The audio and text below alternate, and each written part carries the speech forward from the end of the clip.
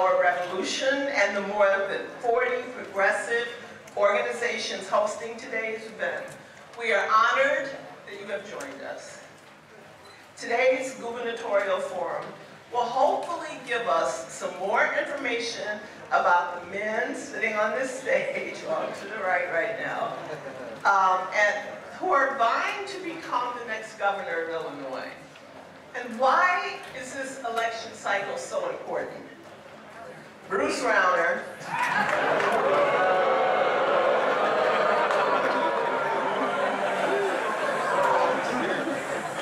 a Trump-like right-wing ideologue, is intent on destroying labor, bankrupting our state, and shielding rich people from paying their fair share. Like JB. Like JB.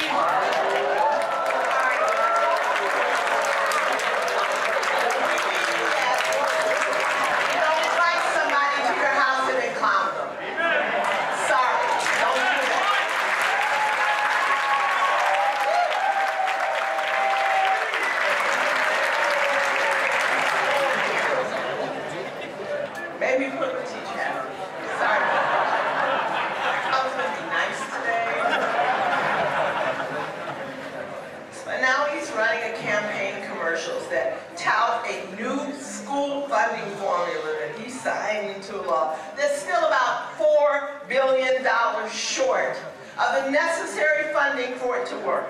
A formula he's saddled with increasing funding for for-profit charter school operators and a tax shelter for the rich, doubling as a voucher program. Meanwhile, our higher education system, especially Chicago State, is under attack. Apparently, we have enough resources to fund private institutions, but not enough to fund Chicago State, Western, and Eastern Illinois. We need a governor with vision and courage. We need a governor who flips the script, and a governor that will address the Great Depression-era levels of unemployment on the south and west sides of this city.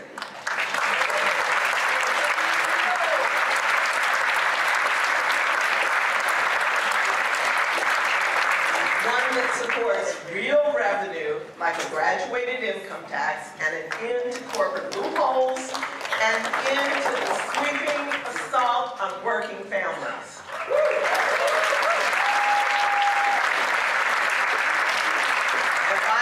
We need a governor that will tell that crazy man on the 5th floor to go somewhere and sit down before he breaks something else.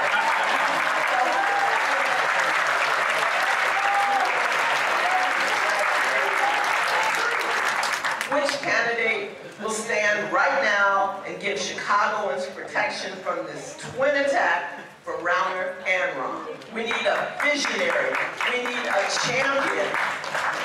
And before I hand over to Mr. Clem Balanoff, head of our Revolution, Illinois/Chicago, who will outline today's events, I want to say once more on behalf of the Chicago Teachers Union, welcome.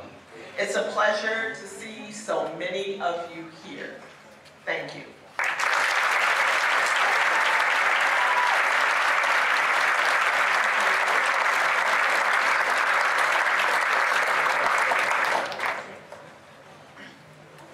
Well, good afternoon, everybody. First, I want to thank Karen Lewis and the CTU for always opening their doors to the progressive community.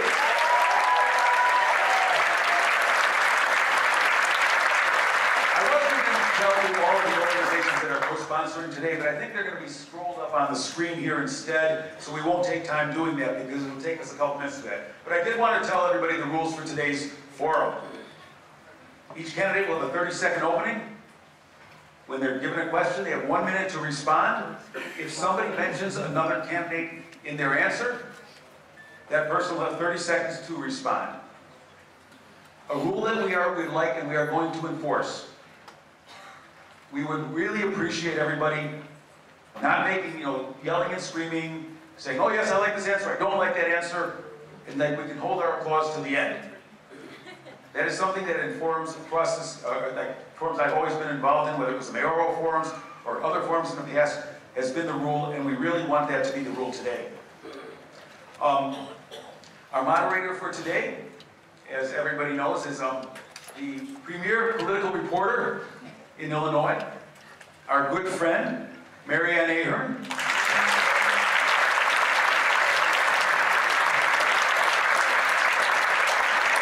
One other thing, there are seats in the back of the rooms, because we do have overflow rooms where it's up on the monitor, and you'll see just as well as standing in the back. And with that, we're going to bring up the candidates, and we're hoping that the men sitting on the right will move the stage to the left. So, with that, one of the things, we want to thank Ken TV for covering this event live today. If you know of somebody who couldn't make it, you can certainly send them a text. That's cable channel 27, or they can watch it online at cantv.org or at the Our Revolution Illinois Facebook page, because there are many gatherings across the state of Illinois where people are watching this live. So at any rate, without further ado, we'll bring up the candidates, and yeah, thanks.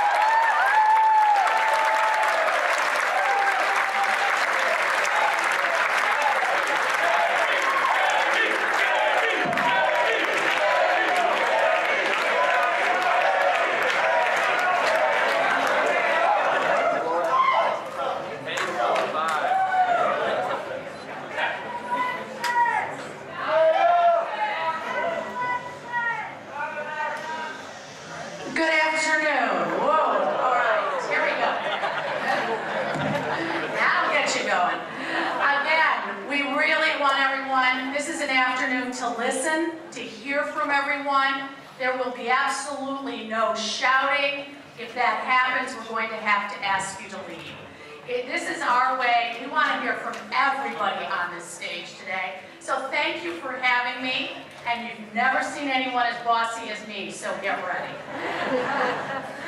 Anyone also on social media, the hashtags today are hashtag ILGOB18 or OR for Our Revolution, ILGOB.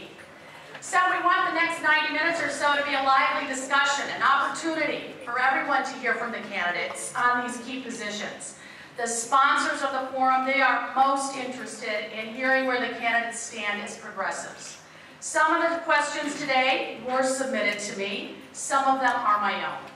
While my goal is to be fair, I cannot promise that each of you will get each and every question, because the time limits, and we don't want the same pre-scripted answers. We're looking to hear from you what you think.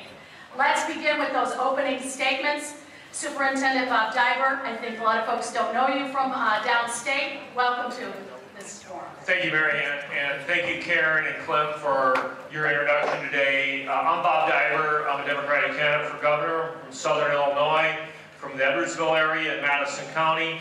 For 38 years, I've been involved in public education, 28 as a teacher, the last 10 as regional superintendent, which is an elected office in Madison County. 22 years I have served as an elected official at all levels, from city council to township, 2 terms on the county board prior to being a countywide elected official. Now, let me tell you, during my time of being an educator, 6 of the most precious years of my life, I was president of a local with IEA. So being in a union house, I have utmost respect for Karen Lewis and the Chicago Teachers Union. I was asked a question. Your time is up. Thank you.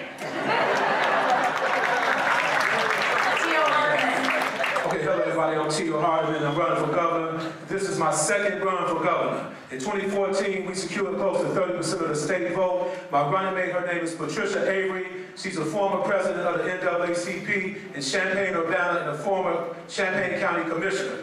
I'm running for governor again because I have a 2020 plan which represents a perfect vision for all the people here in Illinois. I'm a different type of candidate. I need your support, and we can take on anybody in this race and win this Democratic primary and then go on to defeat Bruce Rauner. Thank you.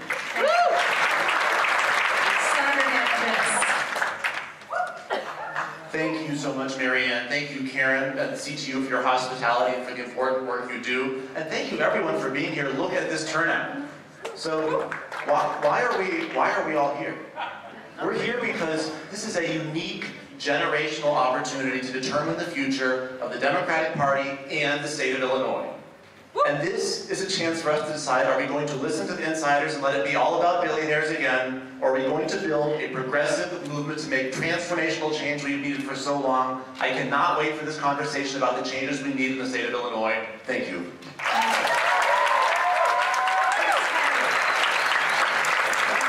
I'm Chris Kennedy. You say you want a revolution. Well, I want one too.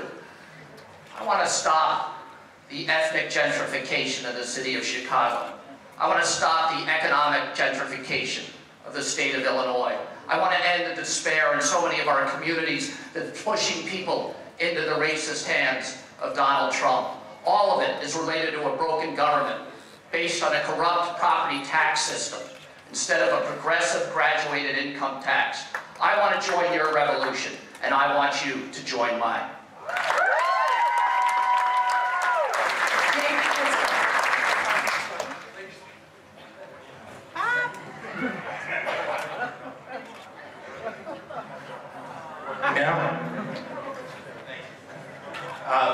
Do I get my 30 seconds?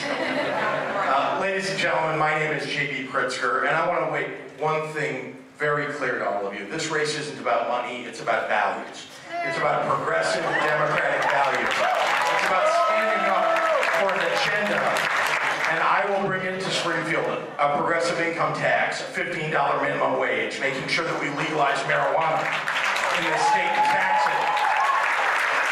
Universal health care and passing the ERA once and for all in this state.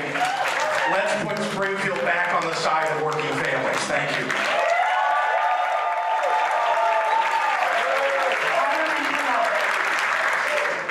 Good afternoon. My name is... What are you going to do? This race, this election is about race and class and geography. Donald Trump and Bruce Rauner are racists. But what we have to recognize is what they do to keep us all divided. They pit poor white people against poor black and brown people. And they drive wedges between communities and people over and over again so that the only remaining group that's left is their political base. And the only way to do that, is fight that, is to unite around a progressive agenda that brings the state together. Thank you.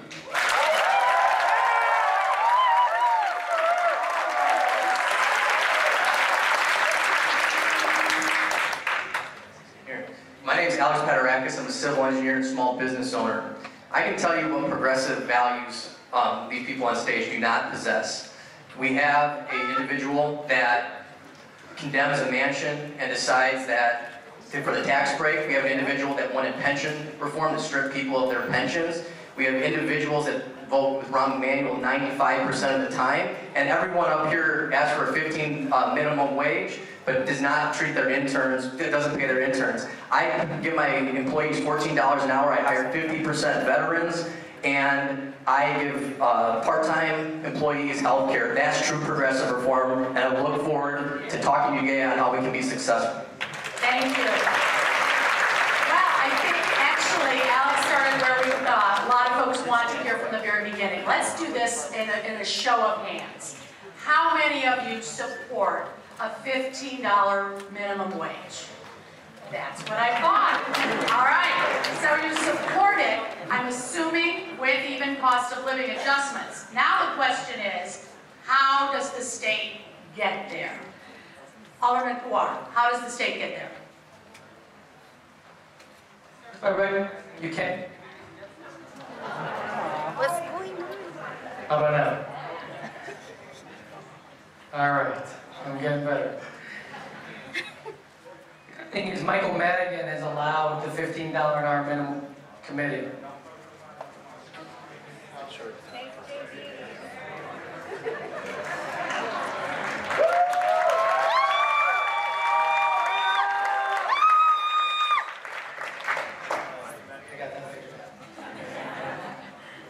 The legislation's out of committee, but passing a $15 an hour minimum wage is not enough in the State House. It's about guaranteeing paid sick leave, it's about fair scheduling, it's paid family for maternity leave and paternity leave. All of these things together is what helps working families. We have to stop pretending that a $15 an hour minimum wage is getting people rich. It's about all those things together that supports working families, and I've worked on that in City Council. I led the effort to guarantee paid sick leave to 500,000 Chicagoans. I worked on the minimum wage task force to raise the $13 an hour minimum wage in Chicago, and we know that's not enough. It's $15 an hour as a baseline, plus paid sick leave, plus fair scheduling, plus protections from wage theft, plus paid family leave. Those things combined is what helps working families. So let's stop acting like $15 an hour is enough. Thank you. Who are you referring to? You mentioned that I'm assuming someone here on the stage is not paying their interns. Could you be specific? Well, you can look at any campaign site. You know, all expenditures are on campaign sites. I've taken it upon everyone to take a look at who is funding these campaigns and who they are paying. We have an issue. Everyone talks about $15 minimum wage. What we need to do is small business reform. We don't invest enough in individuals. What I would do is the first 2 years, I would make sure that small businesses and manufacturing, high tech can come here and not pay taxes with the investment that they're going to be here for the next 2 to 3 years. That brings small business growth. If we can give tax cuts to small businesses and people that are hiring, they can afford to hire more people at higher wages. It alleviates that burden. So that's what we need to do. And unfortunately, we give these corporations massive tax cuts. They say they're going to bring 40, 50, 60,000 jobs, and what ends up happening, they do not. And if we give corporations that benefit, they better bring those jobs here or else pay a fine. Chris, where do you stand? How do you plan on getting the state to the $15 minimum wage? I think the state would go there. I think it would go there quickly. In the old days, policy, well, that was what was being driven by politics. Now we're using policy as a tool for politics. When you have leadership that's destroying our state, that's preserving a property tax system for funding our schools and our government, that's corrupt, where they're making money on that system, they need issues like a $15 minimum wage that they can promise in the next election. Because if left to be judged by their own activity, by the way they're destroying our communities, by the way they're profiting on the fact that our schools are underfunded, if we judge them alone on that, we would remove them from office. So instead of passing great laws like that, they dangle them in front of us. Oh, in the next election, we'll give that to you. And that's how they preserve their jobs, and it needs to end. Maybe there are going to be those, obviously folks in this room support it, but there's been a long argument that it is a job killer. How do you answer that question, that raising the minimum wage is not a job killer? Well, it's proven to not be a job killer. In fact, when you put $15 an hour in people's hands, guess what? The people who get it are spending it. That, honestly, that is economic development. We ought to be doing that. Now, here's a really important fact, though, that we don't just need to raise the minimum wage to $15. I'm holding it in the right place. We don't just need a $15 minimum wage in this state. In addition to that, we also need to create jobs, because that's how we're going to raise wages beyond $15, and that's what people want. We need to make sure people are getting the skills and vocational training in high schools so they can get the jobs that pay more than $15. But we got to start with a $15 minimum wage. Superintendent Diver, do you think, folks, is this an issue that crosses downstate as well as Chicago at the $15? Well, it's no secret that the minimum wage going to $15 downstate's a big issue because it's almost like double the minimum wage today, which is $8.75. So I propose the minimum wage is ramped up over a period of years to $15, like within 3 years.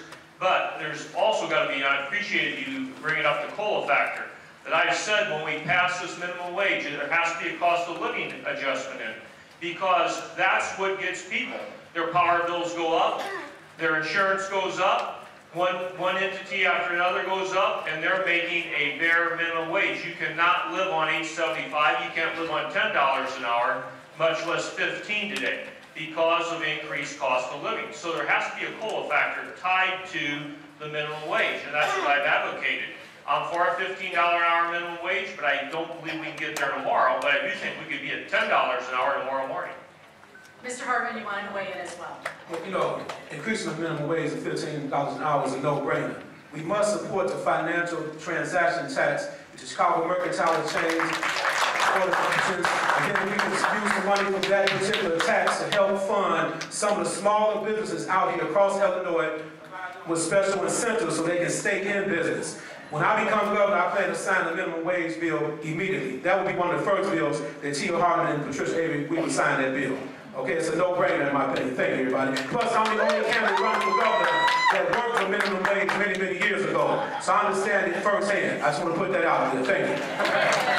Senator Biss, you are a member of the General Assembly. This is not going to go over well with everyone. How will you get that through? Well, let's remember that we've come a long way, that we put a $15 minimum wage bill on Bruce Rauner's desk this spring, and he vetoed it. Now, let's think about what that looks like compared to where we were 5 years ago. When we were organizing for the Fight for 15 5 years ago, we got laughed out of the room. Now, what changed? It wasn't mostly in the Capitol building, it was here. It was us, it was movement building, it was marching, it was demanding, it was building political power and not taking no for an answer and not taking eye rolling for an answer either. That transformed the political environment, which is how we found the majorities needed to put those bills on Bruce Rauner's desk. But get this, you're exactly right, Marianne. The forces that don't want to pay that wage are more than happy to say, as long as Bruce Rauner's there, sure, you guys go have your fun, pass your $15, and as soon as we have me as governor excited to sign that bill, they're going to be fighting back. And so we have to keep organizing, we have to keep building power, we have to hold every single elected official accountable and make sure in every legislative campaign we put everyone on the record before the election, not after. Thank you. Let's talk about $3 tuition. That has certainly been a hot issue for the progressives and notably Bernie Sanders. What do you all, let's have a show of hands on that one. Does everyone favor some kind of free college tuition? Please raise your hand if you do. Thank you. All right, New York is offering students attending public colleges and universities for families making up to $125,000 a year. Do you agree with that income cutoff? Do you agree with all 4 years of free college tuition? And where does that money come from? Could we start, please, with Mr. Pritzker? Sure. Well, first of all, we absolutely need to put ourselves on a path toward free college for every kid in Illinois who cannot now afford to go to college. I do not think free college should be offered to my children, to be clear. It is important, however, that we look at the funding source, because it is going to be a progressive income tax that does this for us. The priorities that we have in this state, which ought to be, education ought to be right up there. It's education, healthcare, jobs, those are the 3 things that I'm going to be focusing on. But it's college education, making sure that you're not strapped with debt for the rest of your life. That's what we ought to be focusing on. And vocational training for those kids who choose not to go to college, because there will be those who choose that. But we've got to make sure that we're setting a standard here that every kid has the ability to go to college and not get strapped for the rest of his life. What's the income cutoff? With debt. As far as I'm concerned, middle class and people striving to get to the middle class are the people who should be eligible. And are you talking all 4 years? We have got to work ourselves toward 4 years. There's a bill, by the way, that's been introduced. Will Guzzardi and Christian Chol have introduced a bill, the 1316, HB 1316, which would, in fact, begin this process of moving toward free college. All right, Senator Biss, where do you stand? What's your income cutoff? All 4 years? How are you going to pay for this? I don't have an income cutoff, and here's why. When we create programs that only apply to some, eventually those programs get eroded. Eventually the powers that be that don't want to pay their share are able to chip away and chip away and Please chip hold away. your applause, please. And therefore we need to have universal college because we have an economy that requires that access to create equal opportunity for a middle-class life for all. So the question then is, how do you pay for it? Of course we need a progressive income tax. I've been fighting for that since before I was running for office, but that's not going to be enough either. I'm a co-sponsor of the financial transactions tax, the LaSalle Street tax, to put a small tax on trades at the Board of Trade and the Mercantile Exchange. I passed out of the Illinois Senate a bill to close the carried interest loophole here on the state level because we obviously can't trust the folks in Washington to do it for us. There are tools to find the revenue if we have the courage to go where the money is. There are people who want to tell us we can't afford it. The money's there. Alderman Pawar, please hold your applause, please. Alderman Pawar, where do you stand on free college tuition? Well, let me see if I can get this mic thing right this time. I don't think there should be any cutoff. But I'm the son of immigrants, and for me, the American dream didn't mean my parents were able to pay for my college or graduate school. I always joke, my wife always jokes out about marrying me and my student loans. I brought $250,000 of the student loans with me to our marriage. As an alderman, I make $108,000 a year, which is a damn good salary. But if something happens to our family, just know that half of my take-home right now goes to pay for my student loans. And we are solidly middle class, and no one should feel sorry for us. So the idea that college has put us in a place where we ask young people to do the right thing, go to the best schools, and then they are encumbered for the rest of their life is insane. So you want a shot at the middle class? Free college is the only way to do it. How do you pay for it, Alderman? Nothing's free. Yeah, of course nothing's free. But just know that we live in the 5th largest economy in the country. It is $700 billion in terms of our GDP. Let's stop acting like we're broke and there isn't enough money to pay for it. A progressive income tax, legalize, regulate, tax marijuana, close corporate loopholes, pass Senator Biss's carried interest bill. There's enough money, we can get this done.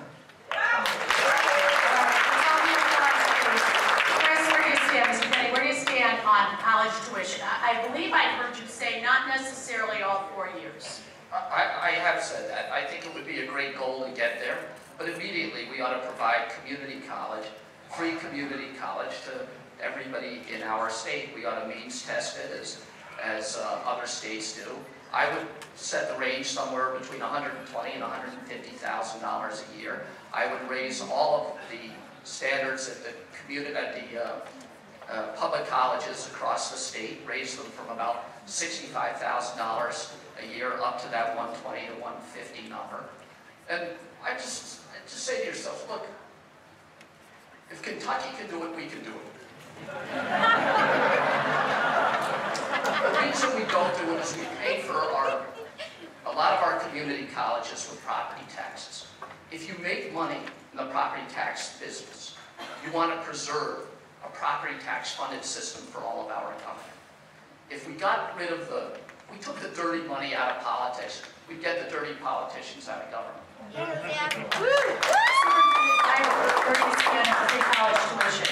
Well, I strongly support free community college, and I'll tell you why, and I'll tell you how we get there. Right now, community colleges were designed to be paid a third, a third, and a third. A third by property taxes, a third by state resources, and a third by tuition. And realistically today, we could pick up that other 1/3 as a state, and we could make it possible. That is a realistic goal immediately for free community college, and that answers a big question. That gives a student a start in college. It also provides those opportunities where we want to provide career and technical training for an individual who may not be looking at going on to a 4-year institution. So there is a 2+2 win there. That person also, if you graduate from an Illinois community college, when you go to a state university, you automatically have junior status. So then I will invest in those people who are successful with state money as they become juniors and seniors and uphold monetary assistance programs for MAP. Thank you. Mr. Gutierrez, where are you? The number here is 5.8 million jobs right now are available in the United States. Most of those jobs don't require college. I want to make sure that high school students, I was lucky, I went to a high school, Adelaide Stevenson High School, we had all the money that we could ever have. And I want all high schools to first have that, so kids can make the right choices. I was lied to. I was told, you need to go to college, Alex, and once you go to 4 years, no matter what you did, you're going to graduate and you're going to have a great job. That was a fallacy, it was a lie. And we need to make sure that kids that want to go to vocational schools, to follow the opportunity, maybe not their passion, but follow the opportunity. But with that, I say community college right now, today, should be free. We have plenty. College of DuPage is one of the highest rated community colleges in the nation, but College of Lake County. All these colleges are solid educations, and when we get to higher ed, so into the 4-year degrees, we should be working towards that, and using to pay for it would be the legalization of cannabis and net new revenues with gambling only in O'Hare Airport. Thank you, Mr. Harmon. Yeah, I definitely support free college tuition up until the bachelor's degree level. I currently also serve as an adjunct professor at North Park University and Governor State University. I see the struggles young people have, so I wouldn't put a cap on it as far as income. All kids deserve a good education. For those who do not know, in Chicago right now, you have free college at city colleges if you have a certain GPA. So that's happening in Chicago right now. So I do support funding free college education to the bachelor's degree level. Once you work on your master's degree, that's something that you got to kind of get support for. And you can once again at the student loan some years ago. So I know the hardships of paying back the student loan. We need to make it free across the board. Thank you. All right. Sticking with the education theme, the Illinois General Assembly recently approved a new voucher scholarship tax credit program for private schools. If you are elected governor, what happens to this program? Senator Biss. I voted against that bill exactly because of that irresponsible, immoral voucher program. That was a red line for me I was not prepared to cross. My running mate, Leticia Wallace, did the same thing in the House, and when I'm governor, we're going to repeal it. But when I'm governor, we're also going to finally fund our public schools properly. I'm looking at Dan Montgomery at the front row, and I'm thinking back to the time that I spent with Dan in 2005 and 2006 in a little room in the IFT meeting space up in Skokie with Ilya Shaman, trying to figure out then how to reform our school funding system. I have been trying to organize in communities around this issue, not for a few years, but for over a decade, because the way that we fund our schools in Illinois is unjust and immoral and unacceptable, and it's because the way that we get our tax money is also immoral and unjust and unacceptable. We are going to organize a giant movement, repeal the flat tax provision of the Constitution, bring in adequate revenue to fund schools properly on the state level, and finally have a reasonable property tax system as well. Mr. Pritzker, where do you stand on this new voucher scholarship tax credit program for private schools? Well, remember, they walked into a room with SB1. Everybody remember that this is the funding formula fix. They walked into a room, a dark room apparently, with just the leadership. And somehow they came out siphoning off money to go to, you know, frankly, very wealthy people and for private schools. And this isn't right. We not only need to keep the public money in public schools, but we need to significantly improve the funding for education all across this state. That's why we need the progressive income tax. We literally have been underfunding every single year. Illinois is last in the nation, last in state funding for education, last. That's why property taxes are high. That's why we need a progressive income tax. I mean, we basically fund half of what other states fund. That's wrong and immoral, and I'll change it when I'm governor. Okay, but the question was, what happens to the scholarship tax credit? So not only did my running mate also vote against this bill, and I came out against it too, but also I pledged to repeal exactly that provision when I become governor. Superintendent Diver, where do you stand? I've always opposed tax credits for private or parochial institutions. I would appeal it immediately, repeal it. I said this, you can pass progressive income tax, you can go through and get all sorts of new revenue. As long as it goes to the general fund, there's one issue that's at stake. And that issue is you have to pass an education appropriate bill by March 31st, not August 31st. You got to put education funding at the top of the list, not at the back. You can pass another lottery, you can expand gambling, you can do anything you want, but as long as it all goes into general revenue, and you fund education last, you're always going to get what you've always got if you always do what you've always done. Chris, Mr. Kennedy, where do you stand on the voucher scholarship tax credit program? I oppose it, I repeal it, and I point to the Constitution of the state of Illinois. That thing is a complete violation of Article 10, paragraph 3. It's clear language, and what we did violated our Constitution. But the fellows who did it, the people who were in charge, they were clever. They made the whole thing stick together. You challenge any one part of that funding bill, the whole thing collapses. They've silenced all of us once again, and that needs to end in our state. Some of you have brought up already, Senator Biss, you did, the funding element. I think Mr. Pritzker did as well. The new education funding formula, it's called an evidence base, drives more dollars to low-income students. But the state did put the bare minimum of new dollars into the formula. So it's still the same old issue of those who live in wealthier neighborhoods will receive more money. What's the solution? Superintendent Diver. There's three factors that have to be taken out of the school funding formula if you really want to get it right. You got to take EAV out, you got to take TIF districts out, and you have to take PTEL out. And until you take that out, you're going to get the same thing. That was the factor when they were trying to pass SB 1. They moved it on to 1947. If you read about passing those bills, you'll see those three factors that come up. You've got to move funding of education away from property taxes. I said that in 1992. I said that you've got to have a designated tax for education. It's got to be in a designated fund. It's got to be attached to your IL 1040, and that's how you fix funding public education in the state of Illinois. Mr. Hartman. Yeah, right now, the funding for schools in Illinois is very, very important. It should definitely be a priority, but the way the funding is in the progressive tax as well. The Illinois State Lottery really needs to be looked at a little closer, because just last year, I think they put in $696 million in the general education fund. When we talk about funding schools, we have to think about the entire state. But the money should come out of the progressive tax funds right now. But you cannot get a progressive tax people in Illinois until you change the Constitution, so that may not happen until 2020. But education will be a priority in the Hardeman Neighborhood campaign. All right. Alderman Poir. The thing about education equity, or equity in general, is equity does not mean equal. Equity means spending more money where it's needed. And if we want true education equity, then we must all recognize that this is really just about money. We don't spend enough money in our public schools. That's it. It's not accountability, it's not different teachers' contracts, it's not the other garbage. It just is about money because we do not bring in enough money to pay for public schools. Number two. Now, I just wanted to say, I would repeal the private education tax program, but also, we need to get rid of the Illinois State Charter Commission, which undermines public schools. Please hold your applause so we can hear what he's saying. Which undermines public schools. If you want true equity, it's not just getting more money into the system, but it's recognizing we need to spend more money where it's more needed, where it's most needed, and also knowing that I represent an upper middle class community.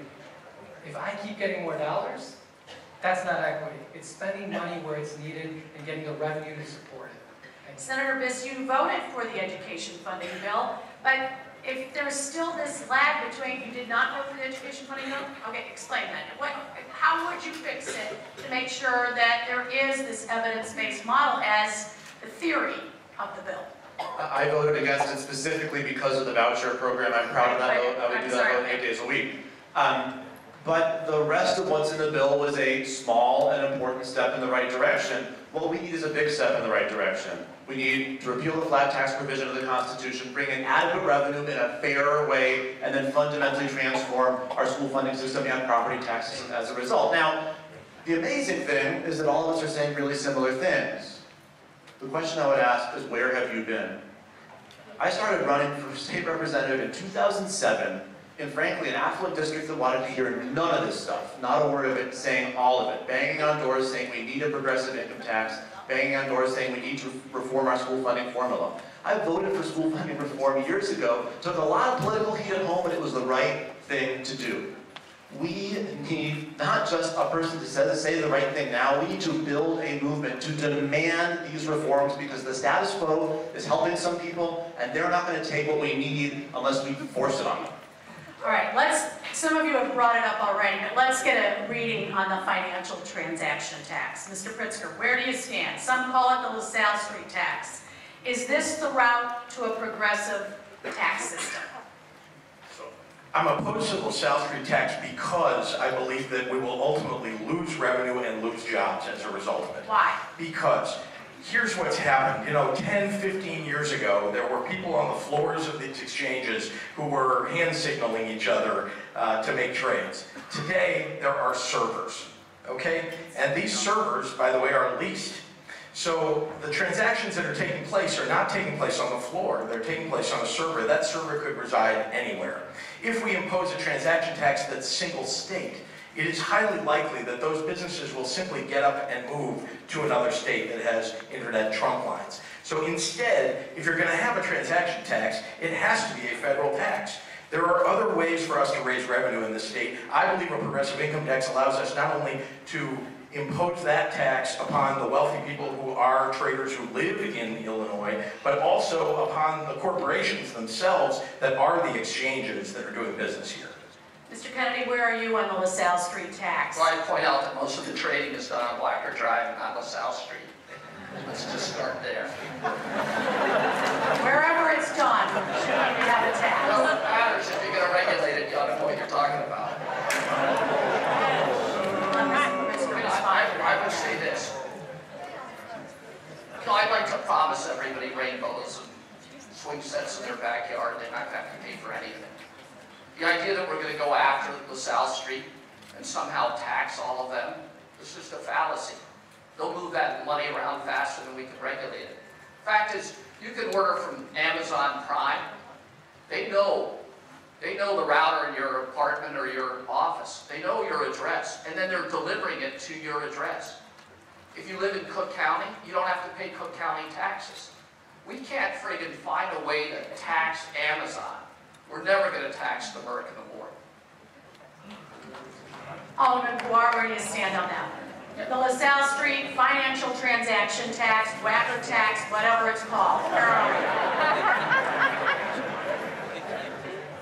I've been pretty clear in my position on this, including what I answered on the editorial board questionnaires when I ran for re-election as well. The thing about taxing behavior is if you just have to adjust the tax based on whether they change their behavior. It's like taxing cigarettes. If you tax cigarettes, people smoke less. That's a desired result. If you want to tax high-speed trading to reduce speculative trading or flash trading, you tax it. I've been on the record from the beginning that if you want to get at the financial services industry, then let's do what New York City does. They have a corporate income tax at the municipal level, which I've proposed, and they also have a specialized tax for the financial services sector. Because I think there's more money to be taxed on income than there is on behavior. That's where I've always stood, and I think that's where we should go. Mr. Hartman. Well, there's already a bill, House Bill 453, which talks about the business transaction tax. That tax can bring in $3 billion of new revenue in the state of Illinois, which a progressive tax can bring in $2 billion of new revenue. With a 4-year Hardman and Avery administration, that's $5 billion of new income here in the state of Illinois. We need to take a serious look at House Bill 453, and I would sign that bill immediately because the rich people, the corporate people, and it's not a slight at nobody, I just want to make that clear. The reality is that rich people have not been paying their fair share of taxes, and the business transaction tax is only a fourth of a quarter. It's not even a big tax. So the businesses choose to leave because we impose a small tax on them. We would have to really have a conversation. As your governor, I plan to lead that charge. Mr. Gutierrez, do you want to weigh in? So pretty much in Illinois, we're taxed on everything. And unfortunately, most of the taxes that we have are on the middle class and the poor. Soda taxes. I don't like those because what do? They attack the poor. We have a income tax that's flat across everyone. The rich don't pay any more than the people that have that take in more. We have a bag tax. We have high property taxes. We have high sales taxes. All those things negatively affect the poor and the middle class. Any new taxes that we raise, because here's an example, need to be lockbox. Because here's an example. We talk about education funding. The lottery was supposed to pay for education funding. Anybody know how much goes to education funding? 24%. It ends up in the general fund, and any new taxes need to be regulated because politicians, unfortunately, don't keep their word. They say they're going to raise money just to raise money to fix things, and those things never get fixed. Thank you. Mr. Driver, I don't think we heard from you. I went on record and said I would support the financial transaction tax. And do I think it's reality? No. And I'll tell you why. Because I sat in the House Pro meeting one night next to the CEO of CME Group. He's asking for a $10 million tax break. I was asking for a paycheck for myself and 90 other people in the state of Illinois that hadn't been paid in 6 months. You know what? He got his tax break. I waited 3 more months. So, you know, it's like this. There's a reality as to what you think is possible. There's a reality as to what will be. As governor, I wouldn't be counting on that revenue. If it happened, I'd sign it, but it has to be less than 0.5%. And Senator Biss, you did bring it up before, but would you like to weigh in one more time? I would. I want to make 2 points. First of all, look around at our economy. It is harder and harder to get by. People are finding it more and more difficult to make ends meet. There's a shrinking, vanishing middle class. And yet the numbers say we're richer than we've ever been. What happened? The financial sector has ballooned. And so as the economy has changed, if we want to fund our schools properly, if we want a government that works, we have to change our tax code with it. It's time to tax the financial sector properly, and that means passing the LaSalle Street tax and the Wacker Street tax, if you prefer. I'm a co-sponsor of that bill in the Senate. But I also want to say that Bob's right. We're not going to pass that tomorrow. We've got to organize around that. We have to build power. We have to work together to demand that out of our legislature, and we can't pass the buck. You can say that it should happen in Washington. If that's what you want to do, run for president. You can afford that too. You need to do it here. Would you like to respond?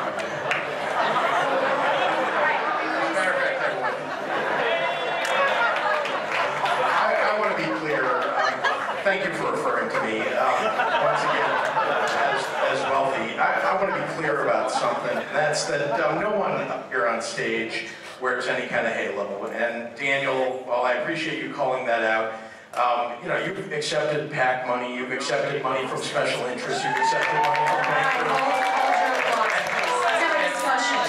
And this is, and I want to be clear though, that you know, that I do not believe that they're buying you in any way whatsoever. I believe that they believe in you, and that's why they wrote check. No, I'm standing up here telling you exactly what it is that I believe in. The one thing you will know about me is that if you elect me, everything that I have told you that I will do is exactly what I will do. There's nobody calling me in the middle of the night telling me I can't do it. There's no special interest that will have funded me that will call me in the middle of the night and say, I'm sorry, we're not funding you for the next election. All right, Senator Biss, perhaps you should.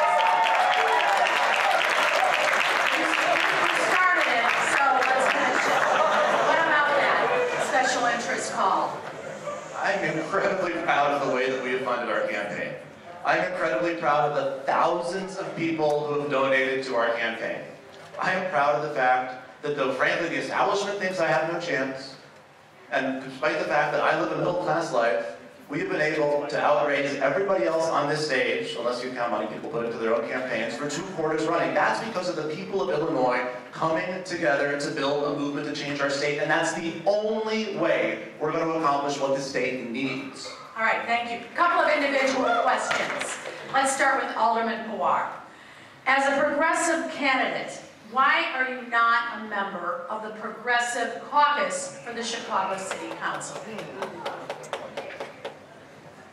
Love that. So I think I've been able to get a lot of done in City Council, work on progressive issues. Truthfully, I know what my faults are.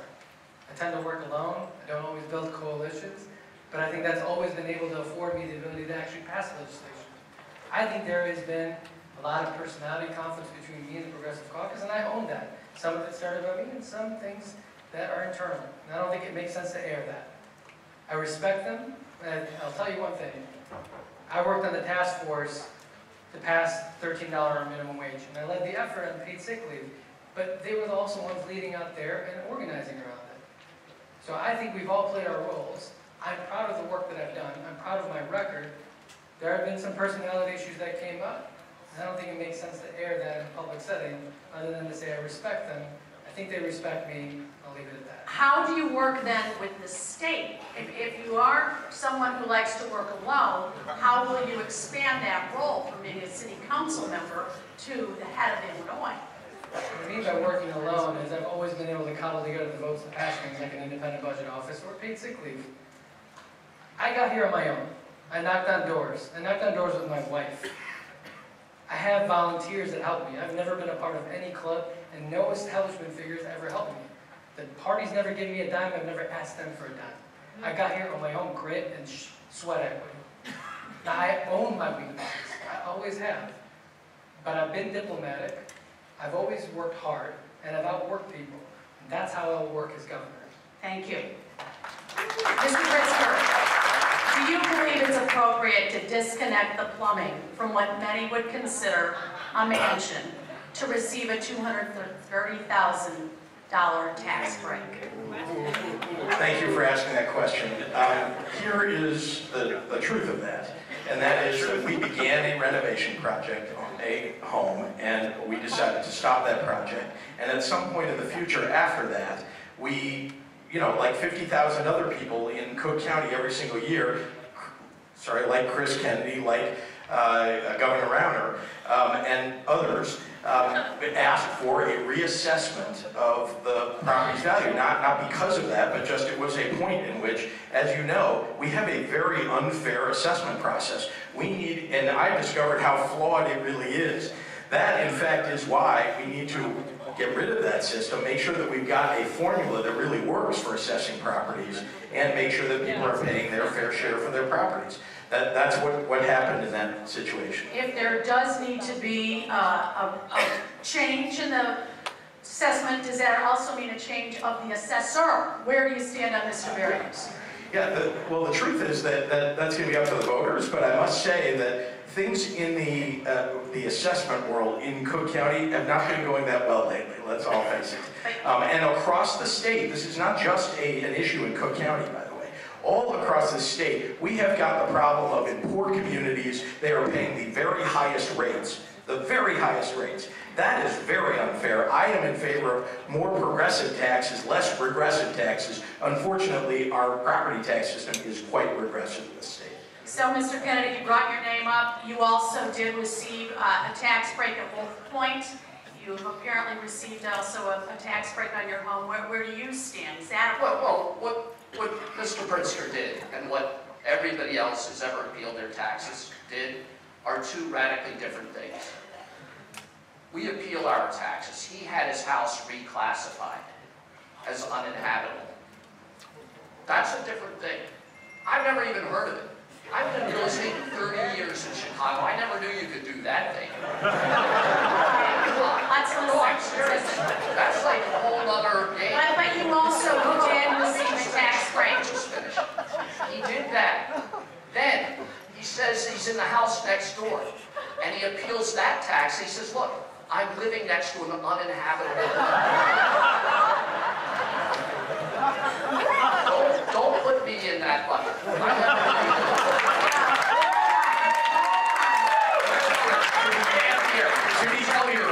Joe Berrios system is a violation of the 1964 Civil Rights Act, and he should be taken out of office.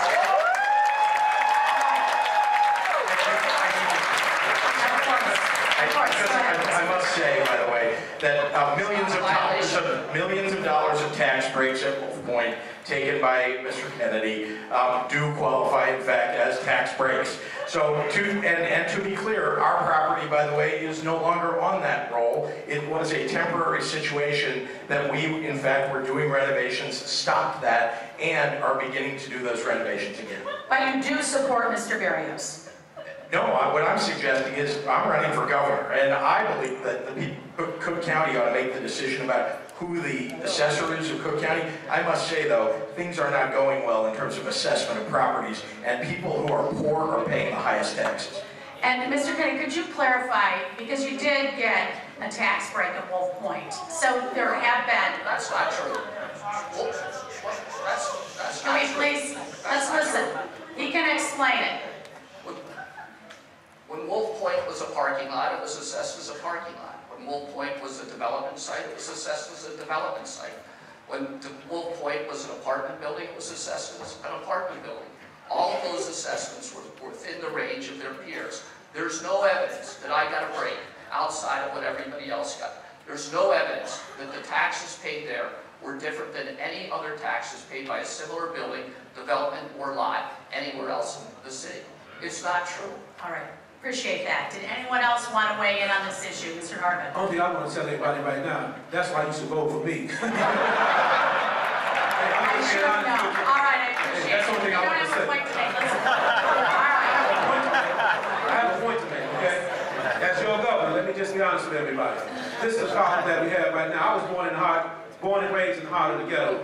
I grew up in Avalon Park community, Henry Horner Projects. I understand all this. We all agreed to take the gentleman's way out when we ran for governor, but when we take the gloves off, people are not going to be happy about it. I'm glad you're asking these questions, but for far too long, the reason I supported progressive tax is because the rich people have been getting away too long. You only have 17 billionaires living in Illinois. 17. So if the billionaires vote for the billionaires, they will get 17 votes. The 99% of the progressive Democrats, working class people vote for their own, we will win this election by a landslide. That's my comment. Superintendent Everett, I see that you wanted to weigh in as well. There's something that's really important for middle-class people who are property taxpayers, and everybody understands that. I don't care if you're in Cook County or in Madison County where I live. There's a factor called EAV. That's your equalized assessed valuation. Taxpayers have to pay that EAV. Every time we give an exemption, I don't care who it is. I don't care if it's to someone wealthy. I don't care if it's to someone disabled. I don't care if it's to a senior. Every time there is another exemption passed by the General Assembly, those people who have no exemptions pay more. That's the bottom line of property taxes. So if you want your property taxes to never go down, there's one solution. Cut out all the exemptions. Everybody pays less. Senator Biss, did I see that you wanted to weigh in on this or no? All right, I have one for you. Right, because you got a good one coming. You recently did drop your initial lieutenant governor pick, Carlos Ramirez Rosa. After backlash of the Palestinian-led boycott, divestment, and sanctions movement, and its inherent opposition of your stance. You did lose support from Congressman Brad Schneider and Jesus Chuy Garcia. What does this say about the consistency of your platform? I'm also really glad you asked that question. I think there's a fair number of people in this room who will wondering that. That was a painful episode. Carlos is a remarkable progressive. I was excited to have Carlos on the ticket because of a number of deeply, deeply shared values around Medicare for all, $15 minimum wage, and fundamentally transforming our economy so that finally it works for the rest of us. We had a very, very difficult situation that was resulted in a separation. Our shared values on those issues hasn't changed, and I am thrilled to have Leticia Wallace, not just on the ticket, but here today, the most progressive person running for lieutenant governor, someone who shares with me those views about Medicare for all, someone who's fought for a $15 minimum wage, and fought to expand child care. That was a difficult situation, but the values that led to that choice are the values that lead to this choice, are the values that have driven my work in government, and are the values that drive this campaign, and most importantly, are the values that will drive our administration. I've heard a couple of different stories of why, that one, that you didn't ask him the question, or yes, you did. I mean, how did this erupt into such a problem, and why wasn't it, if it meant that much to you, then why didn't you know about it ahead of time? Listen, people can have misunderstandings. We had a conversation. He obviously has strongly held views. I have strongly held views. And when those views came under the bright light of a tremendous amount of controversy, we found that we were no longer able to stay together.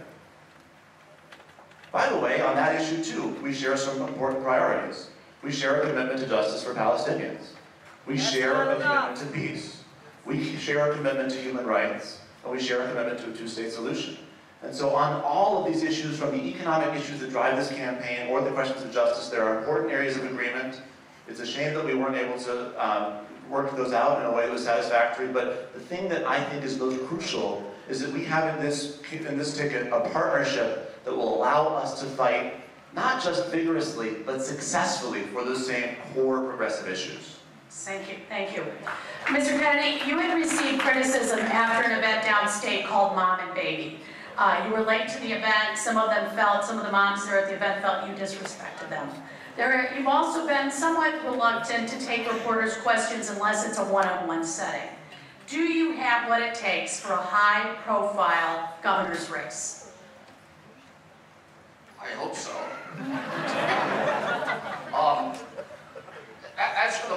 JD's interaction, I'd say that the people in Vernon Hills would be shocked to know that they now live in downstate.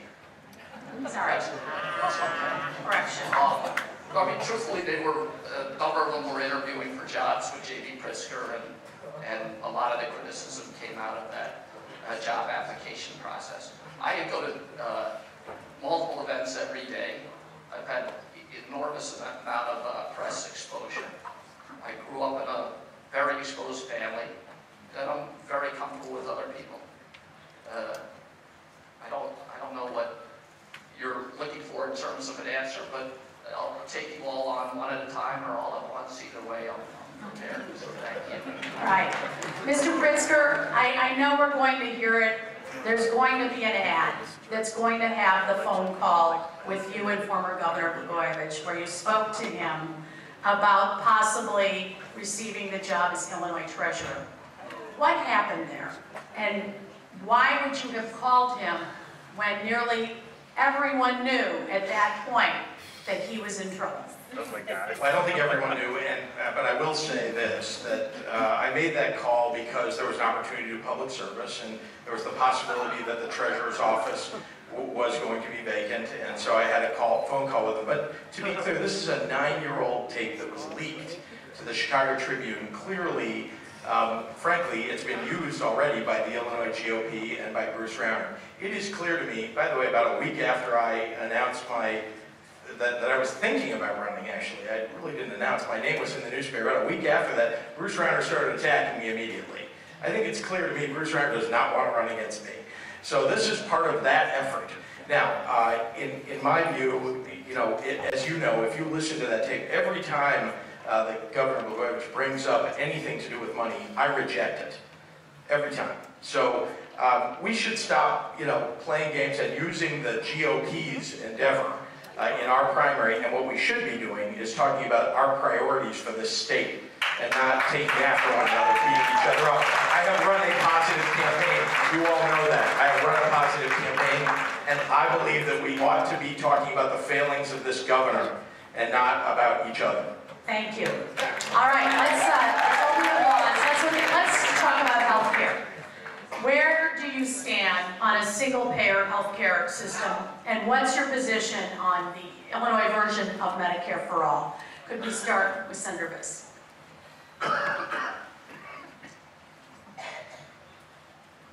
I support single payer. I support single payer on the federal level. I recognize that it is quite likely that the best way to get there is to start by enacting single payer on a state level, and that's why I have always supported doing that in the state of Illinois. I'm for it now. It's part of my platform now. It's something Letisa and I will fight for when we're governor and lieutenant governor. It's kind of cool now, so people get asked about it a lot now. But I was for it long before it was cool. I was first running for state rep in 2007 when Barack Obama and John Edwards and Hillary Clinton were arguing about 3 different non-single payer healthcare plans, and my campaign website says we got to do single payer. It's the right thing, it's the right answer, it sucks the for-profit private insurance money out of the system, it's the best way to guarantee universal health insurance, and we need to do it here on the state level. And anybody who says that we thought of in principle before it, but maybe should happen in Washington instead, should run for president. Alderman Pilar, where do you stand on single payer? So I am in support of single payer, and if I'm elected, that is something that we will move on. I think that we have to recognize, and the conversation needs to change about healthcare, because single-payer healthcare is pro-business, because it drives the cost of small businesses down. So if a small business is paying someone $50,000 a year, they're paying $50,000 plus another 40% on top of it. So it costs the employer $70,000 all in. Now, and it depends on whether you're a construction company or a retail operator or what you do. Now imagine if you can spread that risk out over 14 million people. You can increase wages, drive down costs, and create new jobs. The only people who are standing in the way of a conversation around single payer are the insurance companies and private interests. And that means we just got to take them on and understand that the whole point of government is us leaning on one another to take care of one another. That's a social contract we have, and that is what single payer will do. Mr. Paterkas? course we need single payer, but let's take a look. Not a lot of you know that Eric Rauner had opiate addiction. Okay, he went to a Walgreens. He threatened. What does that have to do with this? It's all about mental health. And then with we have mental health services and criminal justice reform. I don't think the son of someone is appropriate in this discussion. Oh, it is, because here's why it is that someone that was privileged got out and got a deferred sentence and then got the treatment he needed. Everyone should be able to get that treatment, not just the rich and select few. And with single payer, that helps. It helps us fund mental health services. It helps people fight addictions. That's what we need, and it should be the privileged few that get out of prison sentences and also get the help that they need. I'm so glad that Eric Rauner got the help that he needed. But everyone should have that opportunity. Everyone should get that opportunity, and he's doing quite well right now. Everyone should have that. Superintendent Diver. I said yes, I support a single payer, but first and foremost, beyond that, I'm for expanding community care outreach. Because in all of our counties, all 102, there are community health centers there. And these community health centers work. And if you don't believe me, if you've ever went to a university health service center, you've used it, you know it works, you know you get feeling better, you know you get medicine free. That's what we need to be doing in this state. I am not worried about the health insurance companies. I'm concerned about health care. I'm concerned about providing health care for the most vulnerable that can't access it. Whether it's a dentist, whether it's a medical doctor, whether it's getting a toothache fixed, or having a fungal infection taken care of. So we're not spending Medicaid money going to emergency rooms, but to community health centers getting it taken care of. If we can get to single payer, fantastic, but we've got to take care of people's health needs now. Mr. Pritzker, is it doable? Is single payer doable? So I'm in favor of universal health care across the nation and believe that here in Illinois we need to cover everybody. Nobody on the stage has actually put a plan out there for attempting to get there. I have. It's called Illinois Cares. And the idea here is a public option. You may remember this idea when President Obama introduced the Affordable Care Act, and it got put aside. We need to have a public option in the state to allow people to access the state's healthcare system. So that people who are striving to get to the middle class have the ability to finally get a health insurance plan, and people who are in the middle class can get a break on their private health insurance costs. It's important for us to focus on how we're going to get from here to there. We can do my plan, which is revolutionary. I mean, it has passed in one other state, but the governor vetoed it in that state. We can do it in this state, and we will make sure that we begin to put this state on a path toward universal health care. Mr. Kennedy. I absolutely support single payer. I support Medicare for all, but it's a federal program, and waiting for the feds to come to the rescue of this time may take decades. I think there's a way to go about getting single payer in our state. It really plays off the notion of who opposes it. It's the insurance companies. The only force more powerful than the insurance companies are the large employers. I ran one of the large employers. I know what those insurance companies do. It's not insurance. They raise your premiums every year to cover whatever cost they didn't cover the year before. I'm not talking about the standard increases. I'm talking about make goods from the year before. They're simply shuffling paper. We should treat them as such. Bind together the biggest employers in our state, create one pool for all of them, then use that pool like the Canadians do to drive down the cost of medicine, to drive down the cost of health care, to allow a public option so the state can step in to that pool and cover everyone. Thank you. Let's talk about Speaker Mike Madigan. Some say he has more power than the governor. What's your relationship like with the Speaker? Is he someone that you turn to for advice and counsel? If not, how will you get anything accomplished? Mr. Harmon? Yeah, I didn't get a chance to answer the single payer health care question. But not everybody can answer the same question. I understand, but I support single payer health care, all right? Now, as far as Mike Madigan, we need a governor that's going to stand up to Mike Madigan and Romney Madigan, Okay? If we don't get a governor that's going to stand up to politics as usual here in Illinois, we're going to face the same problems over and over again. But how will you All right? get anything accomplished? Well, I just know once I become the governor, I believe Mike Madigan will retire personally. I don't know if he wants to deal with a guy like me, but since I know he'll be in there, this is the thing. We have to work with him and deal with the policies down there. And I would have to work with Mike Madigan, but I plan to go on the record today to let you know I'm one of the best progressive candidates running for governor that would have to work with the powers that be to get the job done. But I'm not going to fake with the audience. Romney Emanuel needs to go, Mike Madigan needs to go, and anybody that's been supported by those type of people, they don't need to be running for governor. How you going to stand up to Trump and you won't stand up to Romney Emanuel? Talk about it. Yeah. Can we hold the applause, please? Senator Biss, where do you stand? What's your relationship like with the Speaker, and what happens if you are the governor and you have to meet with the Speaker? Mike Madigan's been Speaker for way too long. He's too powerful. That power has held the state of Illinois back. It's held the progressive movement back. It's held the Democratic Party back. One of the first things I did after I got elected was put in a term limit on leaders' proposal, so you can't serve as Speaker for more than a decade. By the way, if he had his way, I wouldn't have been elected in the first place in 2010. And if he has his way now, I won't get elected governor either. He won't have his way that time either. It's the good news. But here's the thing. I'm from a totally different wing of the Democratic Party than Mike Madigan, but I've also gotten more than 80 bills signed into law, passing key progressive priorities, things that people didn't think were going to happen, things that Mike Madigan didn't originally want to see get done. How did I do that?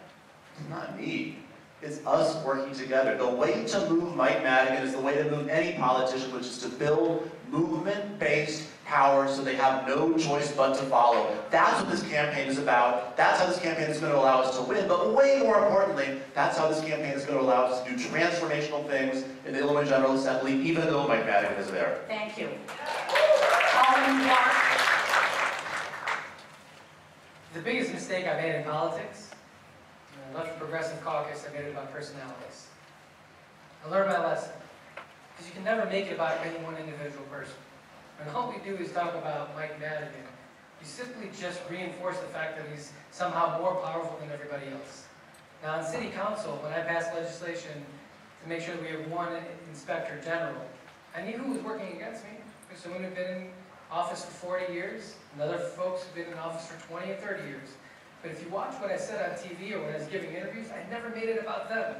Because if I made it about them, I'm reinforcing their power. What I did is I outworked them, and I worked City Council, whipped the votes, and we moved major pieces of legislation.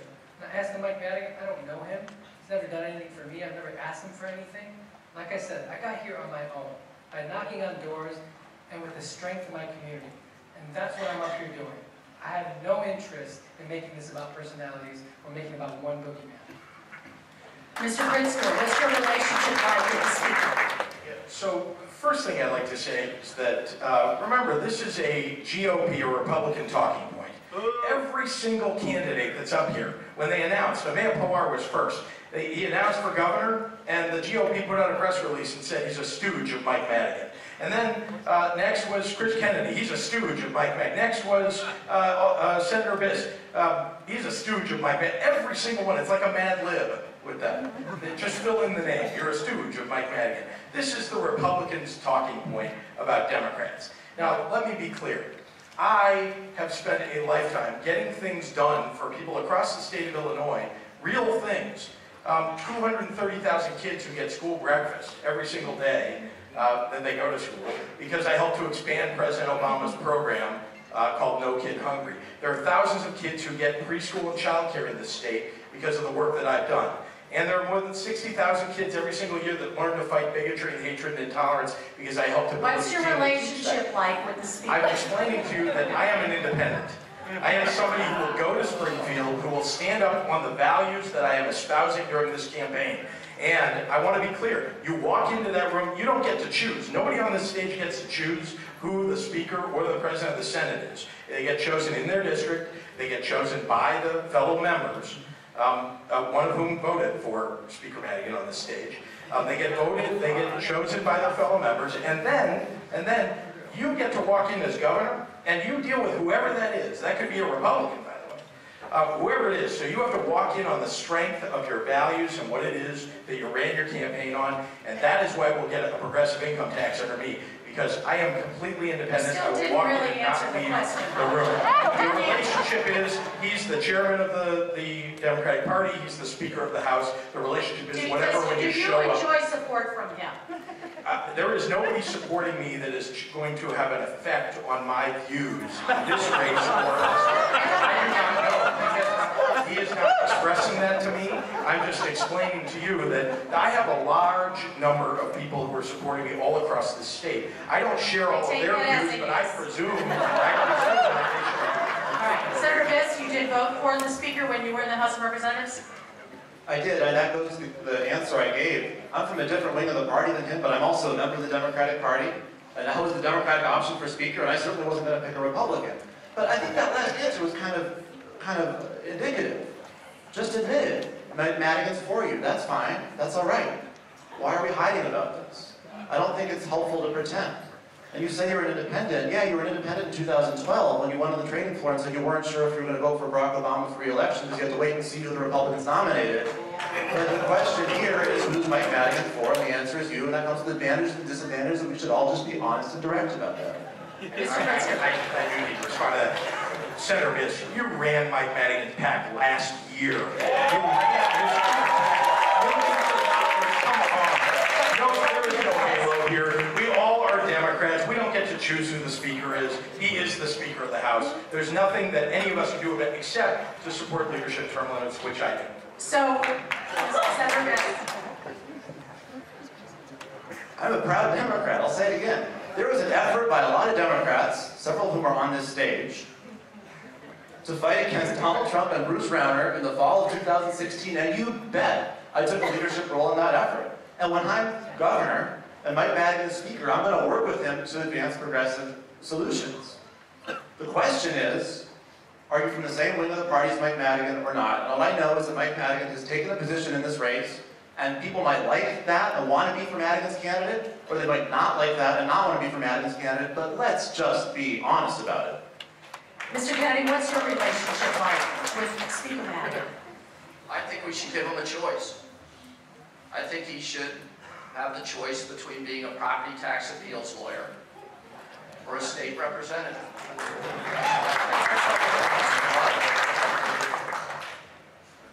I don't think we have to accept the current situation. I don't think it has to be like this in Illinois. He's a property tax appeals lawyer. He's appealing the property taxes to Joe Barrios. One is head of the state Democratic Party, one's head of the Cook County Democratic Party.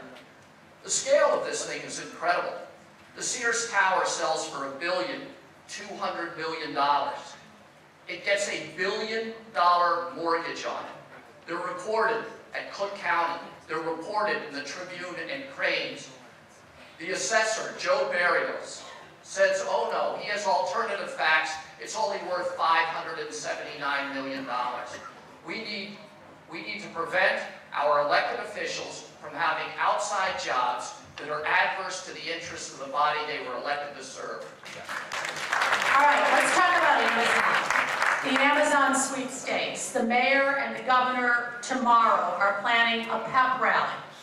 Wisconsin spent a pep rally to show their interest in receiving that second headquarters. Wisconsin spent $3 billion in public subsidies for Foxconn. How far should Illinois go? Are there any incentives you would oppose the state giving Amazon or a similar company? Mr. Hartman. Okay, I put a quote out about Amazon coming to Illinois in the Capitol Facts.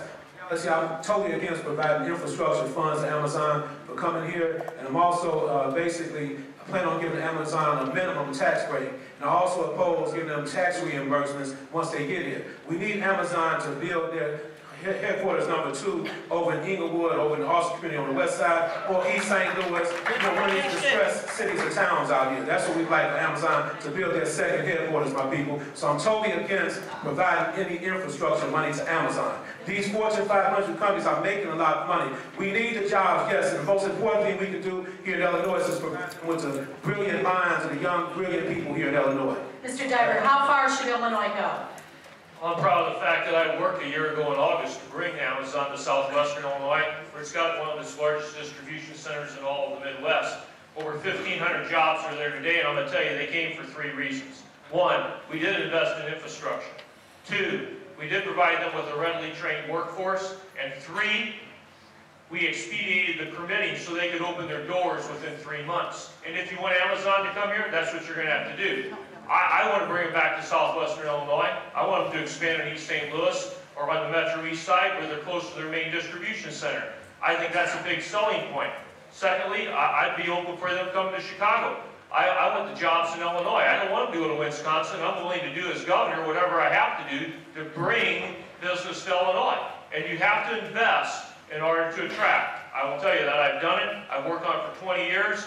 One of the largest distribution centers in all of Illinois is at the intersection of 111 and 270. Drive through southern Illinois and see it. Thank you. Mr. Pritzker, how far should Illinois go? Hello? Okay. If the benefits of a deal with Amazon do not inure to the benefit of the neighborhoods and of counties across the state of Illinois, it's not a good deal. Let's make sure that we are truly getting a payoff for the taxpayers. So whatever that benefit is that we give to try to bring the incentives, to try to bring companies to Illinois, which we should do, but you should only do it if it is truly inuring to the benefit of the taxpayers. And that means a real rate of return on the investment, the incentive that's being given. It's clear, though, that companies like Amazon, in part, have chosen Chicago and choosing Illinois because of work that I've done in building and founding 1871 to build up the technology infrastructure here in the city of Chicago and around the state of Illinois. It is important for us to have an ecosystem that fosters technology startups, and that's one of the very attractive features for Amazon thinking about Illinois. All right, thank you. Mr. Kennedy, what about Amazon? Is there a limit on what Illinois should give to them? Absolutely. Absolutely, and we should start by closing their tax advantage. They shouldn't be able to sell into Cook County and not pay the taxes here. Collect and pay. It's a disadvantage for every retailer. Everybody who works in those stores now has shorter hours. The store owner has less revenue. The landlord gets less rent. The schools get less taxes. We're destroying our economy to accommodate a single company. This is no way to go about economic development in the United States. Giving out corporate welfare to bring people in to get in an auction. It's no way to elect a governor. It's no way to fund an economy. Senator Biss, could you respond? We're getting down to the wire. We got to move a little faster. Okay, I'll try to be quick. First of all, you introduced this question by talking about Rahm Emanuel and Bruce Rauner holding a pep rally together. So there's going to be a lot of nightmares tonight. The question is, how much should we give Amazon? The answer is not much. The answer is, we need to look very, very, very closely. Whatever they ask for, understand what they're going to be giving, not just in terms of jobs downtown, but all of Illinois. Understand the benefit to people in communities that have been the victims of disinvestment, not just for a few years, but for decades. Make sure that we ask that question, but also know this. The tax system that we have, that is rigged by millionaires and billionaires against the rest of us, is mirrored on the corporate side, where it's rigged by giant corporations that can hire lobbyists and they get headlines in the newspaper against small businesses and entrepreneurs. And so if we keep on playing this race to the bottom game and shoveling money toward the big corporations that get the headlines, we actually make Illinois less friendly to the kind of businesses that we want to see in order to have a thriving economy. Thank you. Alderman Clark. I have a problem with giving Amazon any money. See, the thing is, Amazon's a publicly traded company, so they have a legal responsibility to ask for as much as they can get. Government, on the other hand, has a different responsibility, which is not to report to shareholders, but to report to their constituents. Amazon is on the leading edge of automation. So they make things really cheap, but they put people out of work. Watch what's going to happen to Whole Foods. So what I've said is, look, if we can find $5 billion, $3 billion, $2 billion, whatever they're going to ask for Amazon, then match it with a new dollar for dollar, for public schools, or infrastructure, or economic development. If we can't find the money to match every dollar incentive that we offer them, then they shouldn't get it done. And the other thing we should know is that the jobs that Amazon's creating in those warehouses aren't good jobs at all. They're 1099 employees with no benefits that pay $14 an hour. That's crap. So let's stop giving money to companies that automate, take jobs out of our companies, and put people out of business. Mr. Gutierrez.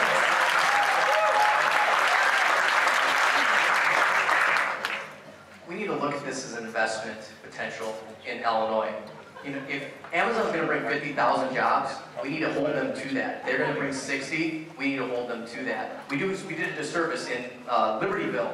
Motorola said they were going to, Quinn signed a bill, we're going to give them they're going to sign up for 5,000 jobs. The next year they sold to Google, next year they sold Lenovo. Guess what happened to those jobs? They disappeared. And 55% of our college students do not go to college in this state. Imagine if we had a huge second corporate warehouse within Illinois. Kids would want to stay here. We have a mass migration issue. You can say that's with taxes, you can say it's because they're not getting social services. That's a big opportunity for us to keep and invest and grow. And let's be honest, Washington's their first headquarters. What's legal in Washington? They're going to feel right at home once we pass the legalization of cannabis right here in Illinois. All right, let's talk about a different issue, switching topics, police brutality. What's the role of the governor? What are your plans? And where do you stand when it comes to police demilitarization, de-escalation, the retraining to protect Illinois citizens, particularly people of color? What role does the governor play in this issue? Mr. Harder. Okay, I want to take that one first. I'm the only candidate standing up on this stage that stood up against police brutality here in Chicago and nationwide. Stood up when Laquan McDonald was executed. Shot 16 times. Officer Jason Van Dyke tried to reload and shoot him another 16 times. I stood up to make sure Superintendent McCarthy got fired. A few other things happened, and as governor, I plan to really set up a task force to address the issue of police relations in communities of color. The police need a lot of de-escalation training. We need a lot of training, sensitivity training. So as the governor, I plan to lead that charge. The reality is that Mayor Romney Emanuel was the last man. Mayor Romney Emanuel was involved in a cover-up from the floor up, and this needs to go. And as governor also, you know I'm running for governor, I plan to make sure Mayor Romney Emanuel does not win the next election as well. But let me say this to everybody out here. Police officers, I got this from a seasoned police officer. He said police, when they're going through their training, for the first 90 days, they should not have a gun on them. They should get to know the people in the community. There's no evidence that dictates the fact that people are shooting at the police, so they should not be scared to go in communities of color and get to know the people. So as the governor, I plan to lead that charge. Mr. Kelly, where do you stand on this issue? What role does the governor have in police brutality? I think the governor can stand up to the mayor, can stand up to what we're seeing going on in Chicago and frankly around the state as well. I've seen the videos. I've forced myself to watch them. I don't know what other videos might exist that they haven't shown us. I don't know what brutality exists that wasn't videoed. There's no faith in the police officers in our city, here in Chicago, from the community. That entire form of trust is broken down. We need to rebuild it with truth, with honesty, with candor, with accessibility. We need to strengthen Lori Lightfoot's committee, her role, give them teeth for enforcement. You can't have, if there's no transparency, then there can be no accountability. If there can be no accountability, there's no punishment. And the state of Illinois can come in and help with all of those. Thank you. Mr. Pritzker? So we need transparency and we need accountability, and the governor can be responsible for that. Because it is the data that gets collected on a county level, on a city level, that we need to enforce the collection of and make sure that we are evaluating it, I mean, all across the state. It's true that we've got the problem here in the city of Chicago, but it is also true across every county, 102 counties, this is an issue. So restoring transparency, accountability, bringing transparency and accountability, and then, very importantly, we need to require that there's true training. And I'm talking about use of force training, and I'm talking about cultural competency training to make sure that the police officers are, in fact, themselves beginning to rebuild trust with the community. You know that we have a real problem in this county, and that is that because the trust is lacking, we truly don't solve most of the crime that occurs because people in communities aren't willing to talk about it because they just don't trust the police. Alderman Pawar? Sit down, you're just another one of Ron's puppets.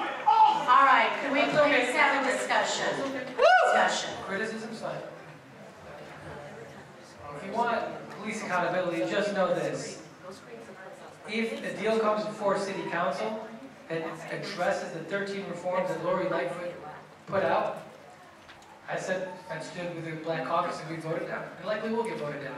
But then he goes to binding arbitration. And no changes will take place.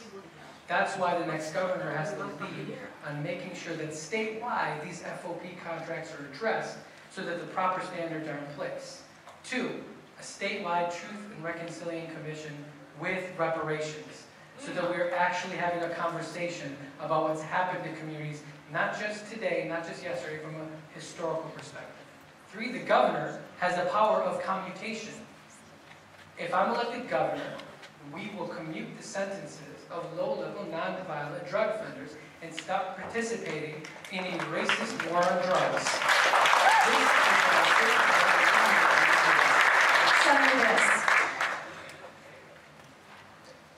I'm glad that you mentioned in the question militarization of the police, because I think it speaks to both a concrete problem, but also the basic wrong direction we're going in here. The attitude of militarization and the enormously divisive mechanism of law enforcement and our broader criminal justice system is the whole problem here. So we of course have to build community policing, and of course the state can enact laws that are very, very important when it comes to real accountability, when it comes to holding individuals accountable. By the way, there are still people incarcerated today who were convicted because of torture-tainted testimony. So the commutation power of the governor can be very useful there as well, not just to do justice, but also to demonstrate the consequences that come from the exercise of brutality on the part of the police force. But then, beyond that, we need to actually do the kind of wholesale reinvestment in communities and wholesale transformation of our criminal justice system that ensures that these issues are fundamentally about restoration and collaboration, not about attacks and militarization. All right, let's talk about the image of this constant Chicago versus the rest of the state. Some believe that Governor Browner's rhetoric has been toxic in this area. Can you, as governor, change the perspective and create a unified message between Chicago and the rest of the cities? That it's not Chicago versus downstate. Superintendent Tiger, why don't you begin? Thank you, that's exactly why I'm running. Because I believe there's more that unites us than divides us. And I've said this through my campaign, that everybody in Illinois wants good schools, they want safe neighborhoods, and they want good paying jobs. And I will tell you, I'm the first person in 20 years that has stood up from Southern Illinois to run for governor. Because no one had the courage to do it. Because they didn't think an everyday guy or someone from Southern Illinois could come to Chicago, be accepted, or even be listened to. So I decided to run to shrink the polarization of the state, to unite the state, to give everyone hope again in this state, that as a state we can progress forward, we can move forward as one state, not a state that's divided by a Chicago bailout, like was talked about for education. I was the first to say, there is no bailout. It's for all of Illinois. We all need things, and we all need to strive for the best of what's the good for all the state. As governor, I can bring that unity together. Mr. Patericus, how will you create a more unified state rather than Chicago versus the rest? State, look at the city of Chicago, we don't have a unified Chicago. The west and the south suburbs don't get the investment from Rahm Emanuel. But look at what we have right now. Peoria was surrounded by everything Caterpillar. We gave them a tax cut. We said Caterpillar's going to build $1 billion headquarters. New CEO comes in, we're going to move everyone up to Chicago. Runner goes into that town, he's going to win that town because he can champion on that fact that, look, they're moving jobs from your communities into the city of Chicago. And we don't speak enough to the citizens of downstate. We don't tell them that they can be something, and they see all their family members moving because we don't invest in them. That's what we need to do in Chicago too. If you give money to the communities to invest, let the communities decide what that money goes towards. Right now we have politicians just dictate where the money goes, but we need the communities to have the funds to be able to invest in what they need, not what the city of Chicago or Cook County needs. Mr. Pritzker? So I've traveled downstate quite a lot during this campaign, and in fact, I think I've been to a majority of the counties already. It's important to point out that the challenges that people face all across the state of Illinois, outside of Cook County and the collars, are frankly many of the same challenges that we are talking about here in Cook County. They're challenges around job creation, around making our education system better, and of course around expanding healthcare availability. Because under Bruce Crowder, we know that 2 years and 6 days without a budget, frankly, just decimated social services across the state, and jobs too, and of course our education system. So everybody's talking about the same things, and we need to bring this state together. That is why I put forward a plan in each of those areas to address jobs, education, and healthcare, not just in downstate or southern Illinois and central Illinois, right here in Cook County and across the collars. It's important for us to be expansive in our thinking, but we are one state.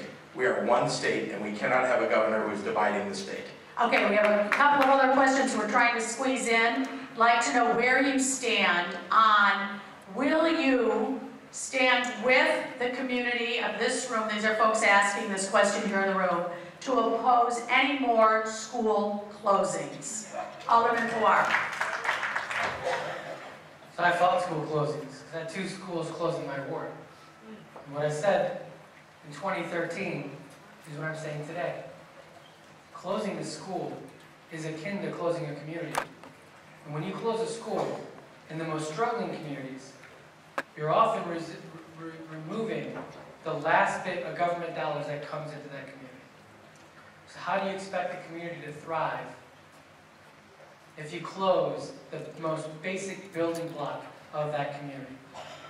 And that's why I believe we need a moratorium to close any more schools. And more importantly, not only do we need a moratorium on school closures, but if there's a conversation about closing more schools, then that has to be done by a democratically elected school board.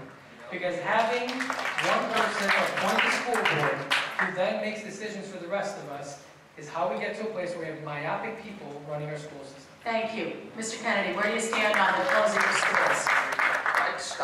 I'd stop the school closings. I know when I was running the merchandise mart, the apparel mart, they weren't always performing at super high levels, but we didn't close them, we fixed them. Sheila and I, we've lived in the same community for 25 years. If you wanted to get us to move, 3 things you could do. Close our local school, decrease the number of police so crime goes up, threaten our local hospital, and if you want to guarantee that we move, get rid of the grocery store so we end up in a food desert. You do those 4 things, we're out of there. The government could do that to the Kennedys, the government could do it to anybody. That's what's going on in this city. The city's becoming smaller, and it's becoming whiter. This is absolute strategic gentrification. We're becoming like Paris, pushing the poor and the minorities to the suburbs, and leaving the core inner city for the white rich people. Senator Bliss, school closings. My children go to 2nd and 4th grade in our neighborhood public school. It's the anchor of our neighborhood in every way. I can't believe that Rahm Emanuel is talking about closing schools again. It's unconscionable. I'm opposed to it, and we all have to stand together and fight against it because there is an effective operation on the other side. So we have to be clear about that. But we also need an elected school board because that's the right way to bring democracy into this process. Right now, we're going to have to do a big mass movement to persuade decision makers who aren't really accountable to us to finally just do the right thing. Instead, if we had an elected school board, it'd be much quicker. That's why I voted for elected school board bill that we are in the process of passing in Springfield. I'm not too confident about Bruce Rauner's signature. When I'm governor, I'm going to sign that bill. All right, a couple of questions, just a show of hands before your final comments. Do you believe in strengthening the gun control legislation in Illinois? Show of hands, yes or no? Thank you. Do you support making Illinois a sanctuary state? Yes or no? Yes. Finally, will you line up behind the Democratic nominee for governor, whomever that may be? Do you all agree? Thank you. All right, I think it's time for the closing statements. Let's start this way, let's start that way. Mr. Vitergas, why don't you begin? We we don't lead in anything in Illinois. The only thing we lead in is debt, migration, and jailed governors. Okay. The cannabis industry has been put down considerably, and it's been a disservice. We need to lead with legalization of cannabis, but also invest in our farmers and hemp production. You want to be an ecologically stable state? Use hemp production for plastics and other things. And it's investment in our farmers too. And make sure when we do legalize cannabis, that corporate farms don't infiltrate the way that they've done every single other product in Illinois. This state needs true leadership. You've been promised a lot of things there, and I hope that people maintain those promises. But if history teaches us anything, it doesn't. So it's up to you, all of you, to hold every one of us accountable. My name is Alex Peterakis. Thank you again. Warren Sanders 2020. I want to thank everyone for being here today. Sharon, thanks for letting me do this. As I said before in my opening statement, this election is about race and class because I'm watching politicians at the national and state level pit poor white people against poor black and brown people. And the best way to talk about this is our racist past with the war on drugs. Because it all comes down to economics. 40 years ago when jobs were leaving black and brown communities from the inner cities, we didn't provide investment. We had poverty rates go up, people were struggling, and instead of providing investment, we created a racist war on drugs, and we broke up black and brown families. And now today, those same kinds of jobs are leaving poor white communities, company towns, river towns. The same issues have come up, but the drugs are different. It's not crack and cocaine from 40 years ago, it's opiates. And today we call it a public health crisis. Stop dividing ourselves based on race and class and geography, and recognize that poor white people, poor black people, poor brown people have all the same issues. And stop letting Trump and Ron use their racist tactics to divide us. Thank you.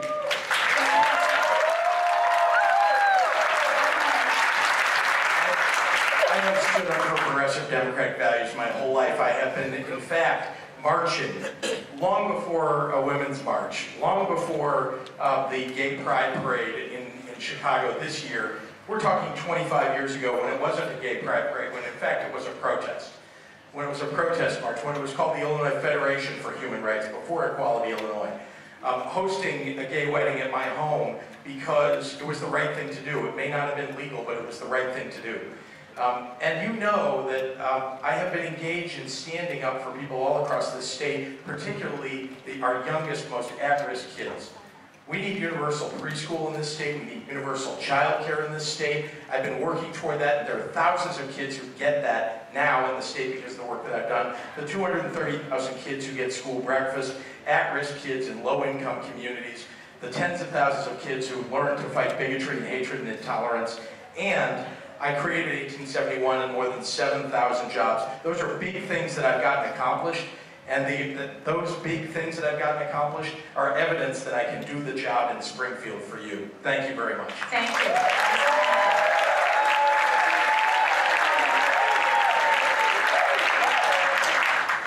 The thing that separates Democrats from Republicans is that Democrats believe that government can be a force of good. It can be an ally, an agent of change, can educate our kids, take care of our disabled brothers and sisters, keep our communities safe, take care of our elderly parents, and invest in the economy, but more importantly, in the people that that economy is meant to serve.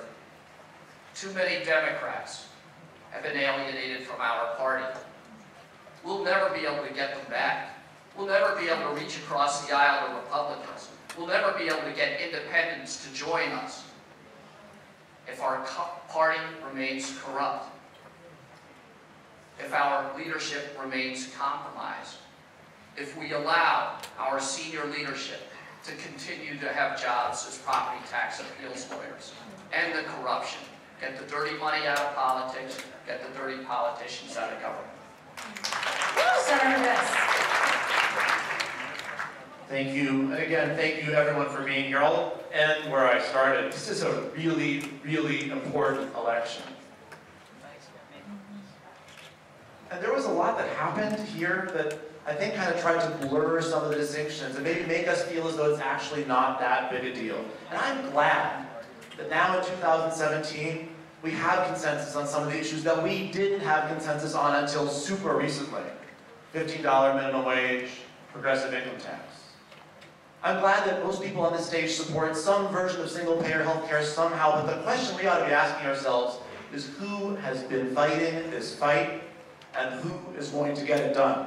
When I've been moving forward to try to advance a progressive income tax in the state of Illinois for a decade, we could have used $21 million to help us with that battle, but those $21 million weren't there. The question before us is who is ready to build the movement we need to enact transformational progressive change. I am that candidate. I'm here asking for your support and asking to join in your movement because we need to have an election and not an auction.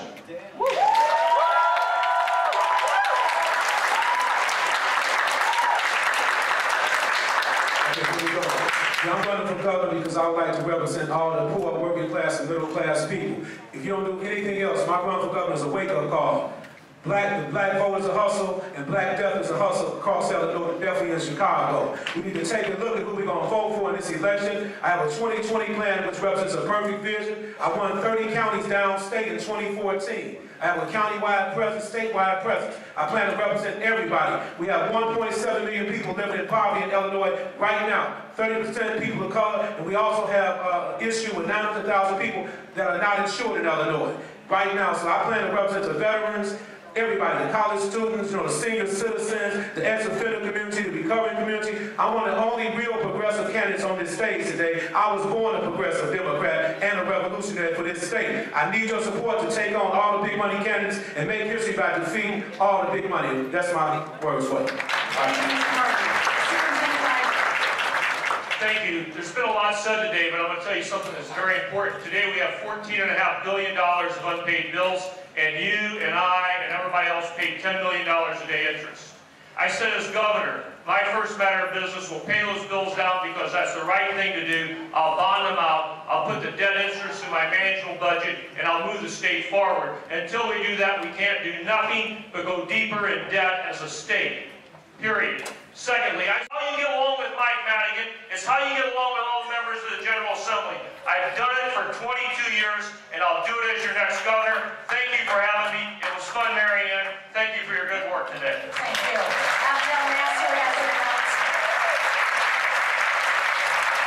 Mary Ann, if you would please stand up and face the cameras. Let's all give a loud round of applause.